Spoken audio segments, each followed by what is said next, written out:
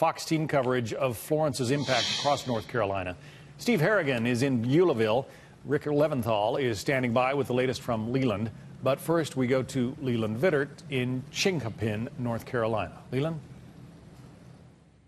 Well, we wish we could get to Chinkapin, John. It's about 2.5 miles down this road, and we'd like to tell you how much water is in Chinkapin, but we can't because the monitoring system for flooding was overwhelmed by the rising river levels, and the water is still on the rise. Video from just a couple of minutes ago as the boys from Fort Bragg, the 82nd Airborne, came in with their high water trucks to rescue people and bring them out from Chinkapin. The entire town had been surrounded. They drove in to be able to try and pull people out. There were about 20 or so people stuck at a school that they had all evacuated to, that the National Guard and the Army are now pulling out one by one. They've been using their high water vehicles all over North Carolina for the past couple of days. In fact, some people they have had to pull out and then put on life flight helicopters over the past couple of hours. In addition, of course, to the U.S. Army, there are volunteers from around the country, but specifically a lot of guys from North Carolina who have come in, putting their own lives on the line to rescue people.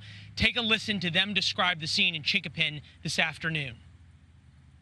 Everything's gone. Everything's flooded. The whole town of Chinkapin's flooded. You can't tell where you are. We had one guy with us. We did not know where we were or how to get back. It's just total.